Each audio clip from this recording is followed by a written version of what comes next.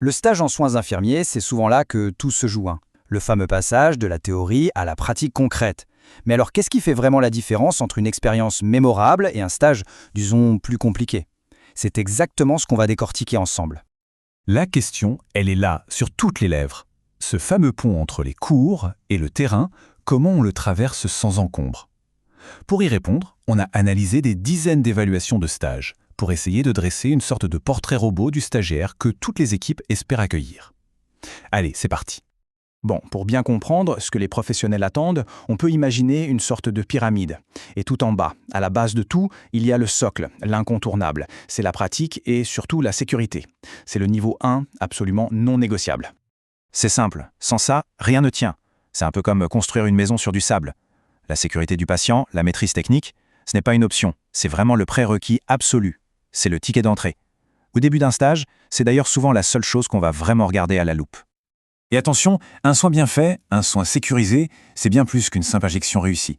C'est une sorte de chorégraphie en 3 temps. D'abord, bien sûr, il y a la technique pure, qu'on doit maîtriser sur le bout des doigts. Ensuite, il y a toute la dimension humaine, comment on communique, comment on s'intègre dans le flux du service.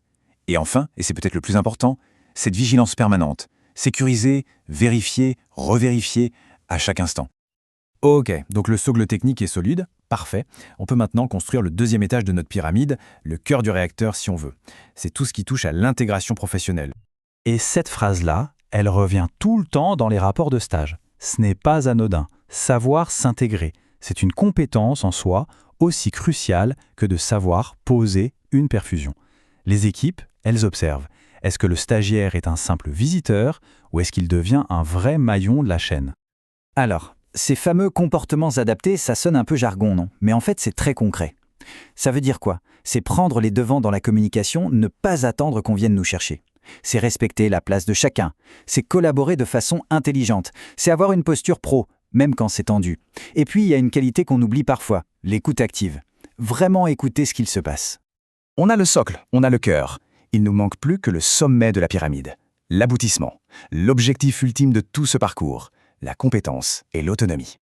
La compétence professionnelle, qu'est-ce que ça veut dire au fond? Ce n'est pas juste d'avoir emmagasiné des tonnes de connaissances dans sa tête. Non, c'est la capacité à aller chercher la bonne information au bon moment dans le feu de l'action. C'est savoir faire les bons liens entre ce qu'on observe et ce qu'on a appris pour prendre la meilleure décision pour le patient.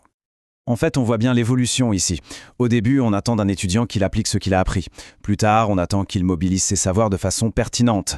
On passe de quelqu'un qui suit des instructions à quelqu'un qui analyse ce qu'il fait, qui prend du recul. Et le but du jeu, bien sûr, c'est de passer de la supervision systématique à une autonomie maîtrisée. Et cette autonomie, elle se nourrit de quoi? Essentiellement de 3 choses. D'abord, la capacité à s'auto-analyser. Ensuite, l'intelligence d'utiliser les retours, même les critiques, pour progresser. Et enfin, de développer ce qu'on appelle un sentiment d'efficacité. C'est cette petite voix intérieure qui dit « Ok, je gère, je suis à ma place ». C'est vraiment ça la marque d'un professionnel en devenir. Voilà, on a monté les 3 étages de la pyramide. Le socle, le cœur et le sommet. Maintenant, on va juste voir comment tout ça s'emboîte parfaitement pour former un professionnel complet. Et c'est ça qui est fondamental à comprendre. Tout est lié. Chaque niveau s'appuie sur le précédent.